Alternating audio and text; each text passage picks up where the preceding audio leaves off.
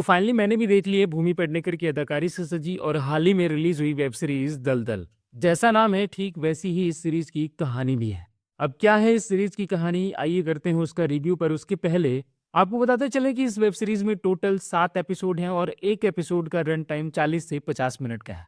अब अगर इस सीरीज की कहानी की बात करें तो संक्षेप में कहा जाएगा ये कहानी दो ऐसे लोगों की कहानी है जिनका पास्ट ट्रॉमा से भरा हुआ होता है। ये प्रेजेंट में अपनी जिंदगी की चुनौतियों से तो जूझ ही रहे होते हैं, पर साथ ही साथ अपने साथ हुए पास्ट के ट्रॉमा को भुला नहीं पाते हैं। और इस सीरीज के बीच बीच में उनके पास्ट की कहानी को फ्लैशबैक में ले जाकर बार बार दिखाया गया है, जो इस सीरीज के आगे बढ़ने के लिए जरूरी भी है। क्योंकि जब आप पूरे सीरीज में भूमि पेडनेकर के किरदार रीटा फेरेरा को सड़ू सा मुंह बनाए देखेंगे तो हो सकता है ये आपको थोड़ा सा इरिटेटिंग लगे, लेकिन उसके पीछे का कारण उनके बचपन का ट्रॉमा है। दूसरी तरफ इस सीरीज का जो लीड अपोजिट है उसका भी पास्ट सेम है, बस दोनों में अंतर ये है कि एक लोगों के लिए काम करके अपना पास्ट भुला रहा है तो दूसरा उसके रास्ते में आने वाले लोगों का मर्डर कर अपने पास्ट का बदला ले रहा है। इस सीरीज की कहानी शुरू होती है रीटा फेरेरा के मुंबई के डीसीपी बनने से। जिस रात रीटा फेरेरा को मुंबई का डीसीपी बनाया जाता है उसी रात एक ऐसा मर्डर होता है जिसमें मर्डरर ने एक आम इंसान को बड़ी बुरी तरीके से मौत के घाट उतार दिया होता है।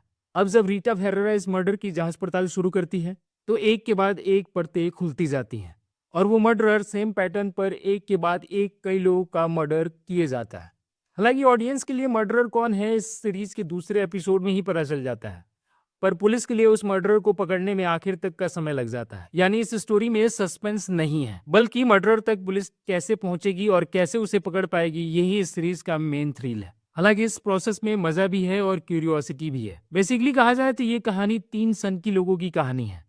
अब मैं ऐसा क्यों कह रहा हूं, जब आप ये वेब सीरीज देखेंगे तो आपको पता चल जाएगा। इस सीरीज के नेगेटिव पॉइंट्स की बात करें तो इस सीरीज में एक अदने से मर्डरर को इतना ताकतवर बना दिया गया है कि वो अकेले जब चाहे जिसका चाहे मर्डर कर दे रहा है। इस सीरीज की कहानी अच्छी है, पर सीरीज के हर दूसरे सीन में मर्डरर का मर्डर कर आसानी से भाग जाना थोड़ा सा बचकाना लगता है। पर कोई नहीं, इससे ये कहानी बहुत ज्यादा कमजोर नहीं होती है। इस सीरीज का क्लाइमेक्स सेटिस्फाइंग है, पर इसको ऐसे मौके पर खत्म किया गया है कि उन्हीं किरदारों के साथ दोबारा इसके दूसरे सीजन को शुरू किया जा सकता है। इस सीरीज के एक्टर्स की बात करें तो भूमि पेडनेकर को काफी समय बाद एक अच्छे रोल में कास्ट किया गया है।